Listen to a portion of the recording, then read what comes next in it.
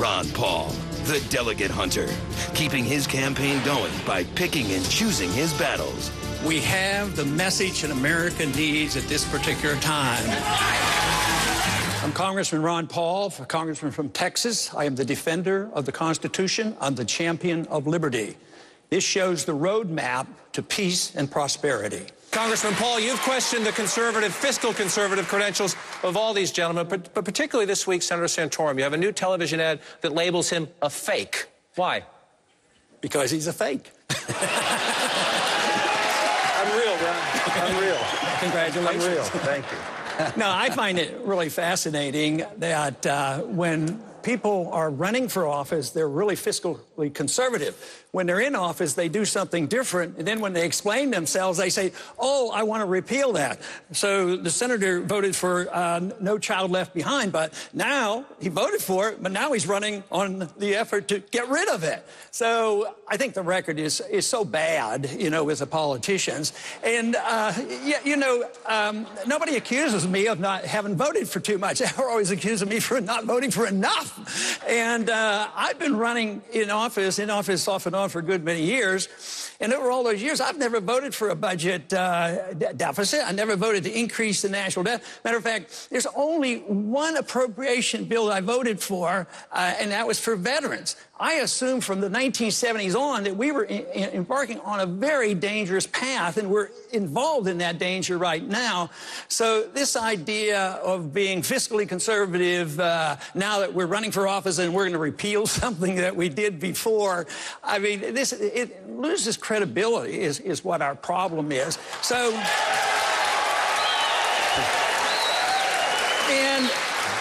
and the one thing that I think should annoy all Americans is that voting for foreign aid. I mean, just think, their foreign aid packages, they're huge, and when the member votes for it, they don't say, well, this money's going to ABC because I love that country, but it's the principle of the way the government works. You vote for foreign aid because for some weird reason it's supposed to be good for America, but then it goes and helps all our enemies. That's what I disapprove of. Senator Santorum, respond quickly.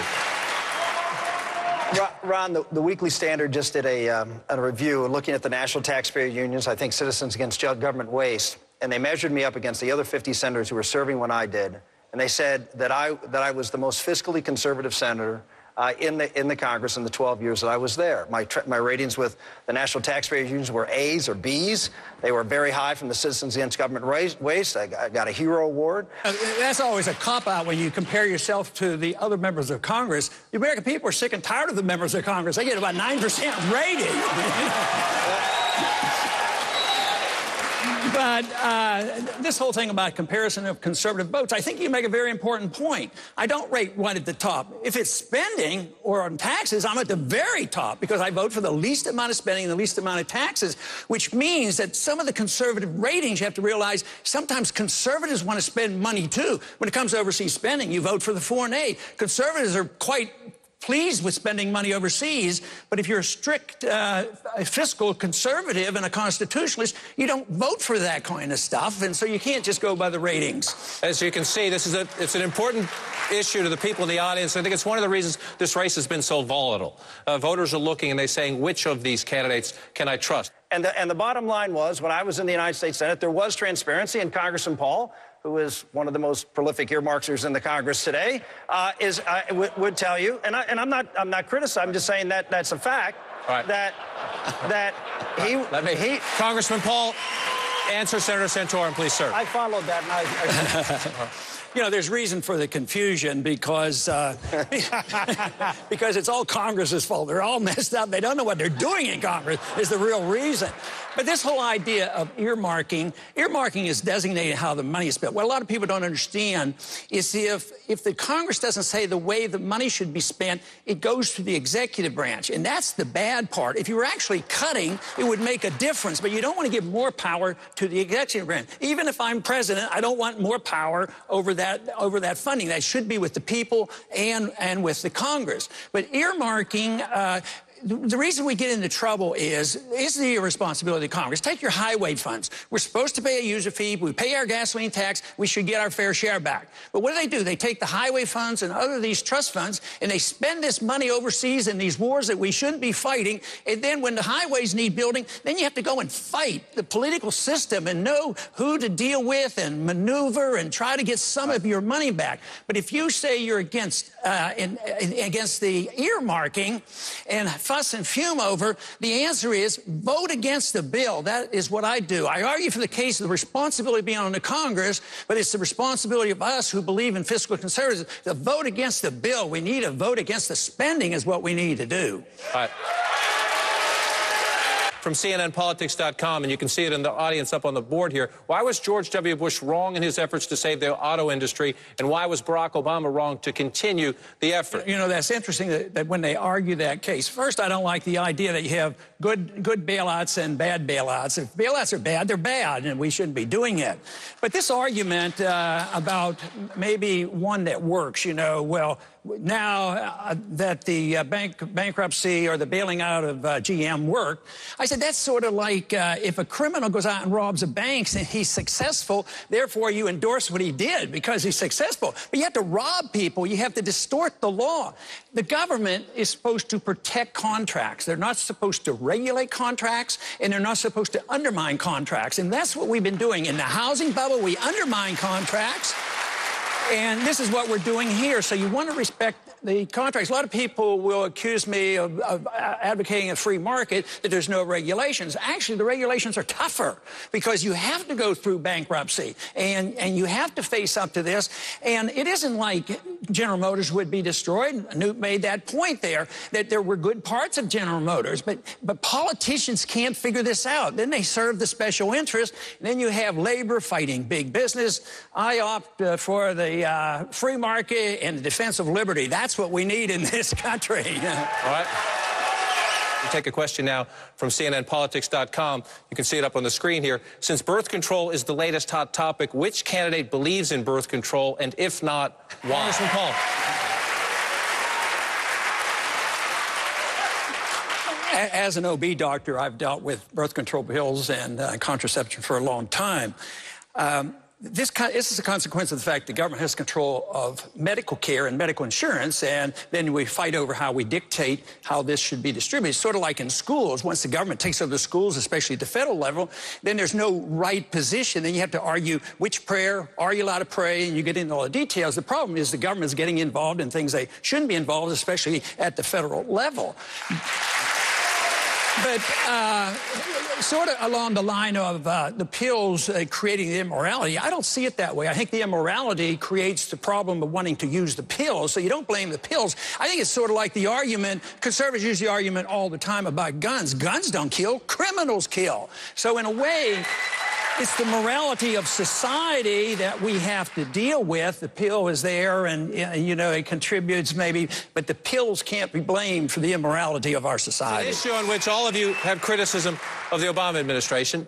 It's an issue on which some of you have also criticized each other. Governor Romney, both Senator Santorum and Speaker Gingrich have said during your tenure as governor, you required Catholic hospitals to provide emergency contraception to rape victims. And, Mr. Speaker, you compared the governor to President Obama, saying he infringed on Catholics' rights. Congressman, please. Follow-up. We talk about the morning after pill. Actually, the morning after pill is nothing more than a birth control pill. So if birth control pills on the market, the morning after pill. So if you're going to legalize birth control pills, you can't separate the two. They're all basically the same hormonally. But once again, the question is, if you voted for Planned Parenthood, like the senator has, you voted for birth control pills. And you literally, because funds are fungible, you literally vote for abortion because Planned Parenthood gets the money. Oh, I'll buy birth control pills, but then they have the money left over to do the abortion. So that's why you have to have a pretty strong resistance to voting for these bunches of bills put together. Planned Parenthood should get nothing, let alone designate how they spend. Senator Santorum.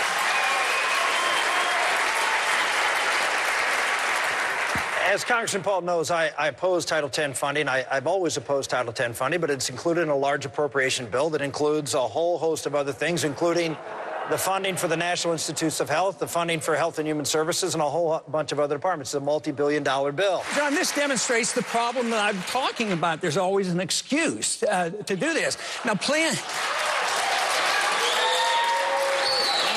Title 20, I don't know whether you inferred that I would support Title 20 for abstinence. No, it would cost money as a program. It's not a program of the federal government to get involved in our lives this way. If you want laws like that, maybe to say, but the federal government shouldn't even be spending money on abstinence. That's way too much more. I don't see that in the Constitution anyway. Just a brief comment.